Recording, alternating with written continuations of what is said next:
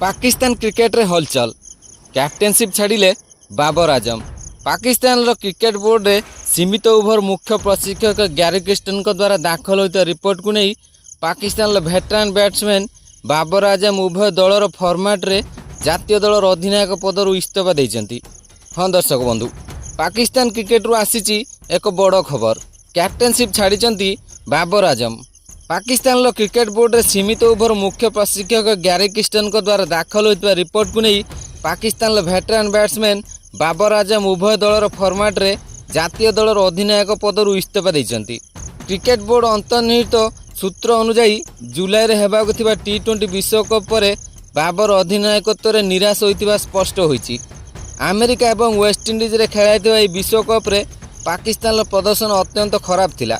Christian एवं सहकारी प्रशिक्षक अजहर महमूद को मंतव्य एवं सुपारिश रे बाबर खुशी नथिले एवं दलर निराशाजनक प्रदर्शन पई से केवल दायी थिले बोली अनुभव करथिले। क्रिस्टियन को रिपोर्ट रो किछि अंश सार्वजनीन हेबा पर बाबर क्रिकेट बोर्ड को सूचाई देइछंती से अधिनायक भाव में कार्य करने को आग्रही नाहांती। पीसीबी तांकर अतीतर प्रदर्शन एवं फलाफल को विचार करूना। पीसीबी तांकर अतीतर प्रदर्शन एवं फलाफल को विचार करूना बोली बोर्ड अधिकारी माने निराश करछंती। बोर्ड मध्य तांको ऊपर आवश्यक आत्मविश्वास एवं विश्वास देखाई नाही। बाबर आजम को अधिनायकत्व छाड़िबार किछि समय पर युव तारका स्पिनर क्रिकेट रू अवसर घोषणा करछंती। उस्मान कादिर पाकिस्तान क्रिकेट रू अवसर घोषणा करछंती।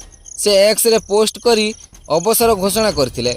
उस्मान कादिर किंबदंती स्पिनर अब्दुल कादिर को पुओ। बोर्ड को देथिबा रिपोर्ट रे क्रिस्टियन ड्रेसिंग रूम रे परिवेश तथा इंग्लैंड रो किछि खेलाड़ी आचरण एवं सहयोग नहेबा एवं टी20 विश्वकप विषय रे मध्य आलोचना करथिले। अधिनायक भाव में चाप को संभाळिबा पई बाबर को दक्षता उपरे क्रिस्टियन अत्यधिक प्रभावित नुहंती। तांको कहवा अनुसार गत वर्ष ठारू मानसिक चाप एवं समालोचना पर विशेषज्ञ बैट्समैन भाव में दल रे तांकर भूमिका अधिक गुरुत्वपूर्ण।